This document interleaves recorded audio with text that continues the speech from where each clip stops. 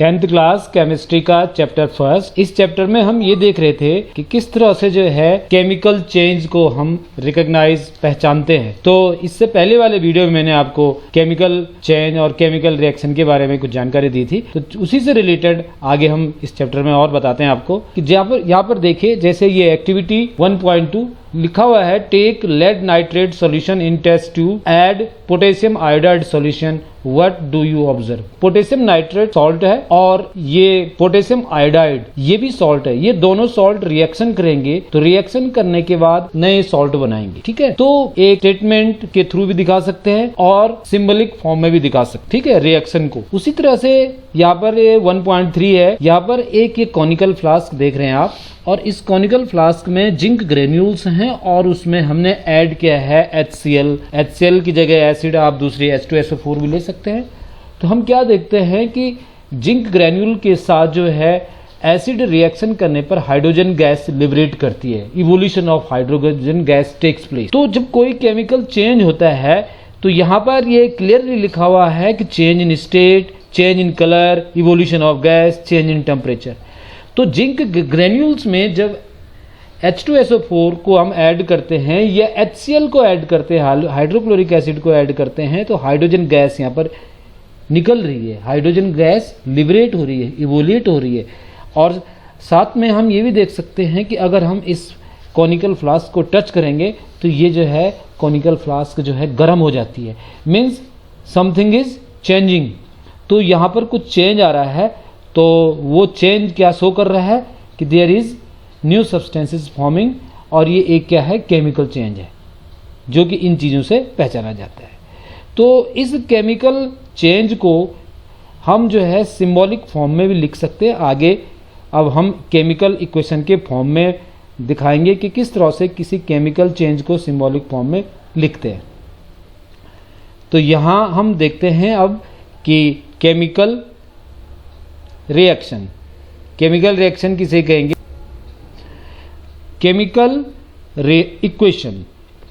तो chemical equation actually क्या है, यहाँ पर केमिकल इक्वेशन का मतलब ये होता है कि अगर हम किसी केमिकल रिएक्शन को शॉर्टेस्ट फॉर्म में लिखें, ये वर्ड इक्वेशन के फॉर्म में या सिंबॉलिक फॉर्म में, तो वो जो है हो जाती है केमिकल इक्वेशन। यानी केमिकल इक्वेशन में लेफ्ट साइड और राइट साइड दो साइड होंगी।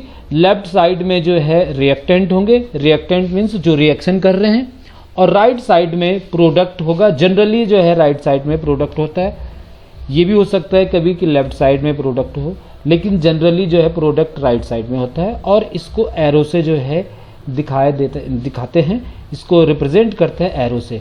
इसका मतलब ये है कि रिएक्शन जो है फॉरवर्ड डायरेक्शन में चल रही, राइट हैंड डायरेक्शन में चल रही है, और रिएक्टेंट जब आपस में रिएक्ट करते हैं तो तब वो जो है यहाँ पर प्रोडक्ट बनाते हैं। ये जो है वर्ड फॉर्म में हमने इसको शॉर्टेस्ट फॉर्म में लिख दिया है एक केमिकल रिएक्शन को। इसी चीज़ को हम सिंबॉलिक फॉर्म में भी लिख सकते हैं। मैग्नीशियम का सिंबल जो है यहाँ पर, जैसे मैं ये लिख लेता हूँ, मैग्नीशियम को हम लिखते हैं Mg, तो ये मैंने लिख दिया Mg, और ऑक्सीजन को O2, यहाँ पर ये एरो लगा दिया। इसके बाद जो है मैग्नीशियम ऑक्साइड MgO, यहाँ पर मैं 2 लगा लेता हूँ और इधर भी 2 लगा लेता हूँ। तो यही चीज़ जो हमने ये वर्ड फॉर्म में लिखा है, इसी को हमने सिंबॉलिक फॉर्म में लिख दिया। मैग्नीशियम का सिंबल, ऑक्सीजन का सिंबल, और इसको सिंबॉलिक फॉर्म में लिखने से ये और छोटा हो चुका है। तो किसी केमिकल रिएक्शन को इस वर्ड फॉर्म और सिंबॉलिक फॉर्म में लिखने से इजी हो जाता है। तो ये इसका बेनिफिट होता है।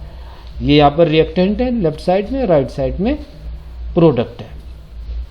तो इस तरह से इसमें केमिकल रिएक्शन में एरो होता है और रिएक्टेंट के बीच में प्लस साइन, और ये जो है यहाँ पर प्रोडक्ट जो बनेगा, तो प्रोडक्ट 1 भी हो सकता है और एक से ज़्यादा भी प्रोडक्ट हो सकते हैं। जैसे अभी यहाँ पर हमने कॉनिकल फ्लास्क वाला जो एग्जांपल अभी आपको बताया था, उसमें जो है जिंक जिंक देखो ये था जिंक ग्रेन्यूल Zn, और प्लस यहाँ पर मैं HCl हाइड्रोक्लोरिक एसिड इसमें ऐड कर देता हूँ।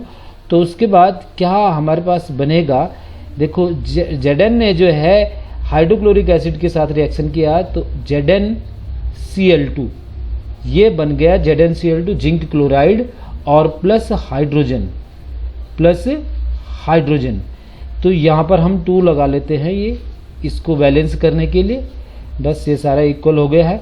तो इस तरह से ये सिंबॉलिक फॉर्म है केमिकल रिएक्शन का। When the Zn granules reacting with the hydrochloric acid, it is forming zinc chloride and hydrogen gas, evolution of hydrogen gas. This means this is a chemical reaction in which a new substance zinc chloride and hydrogen gas is forming.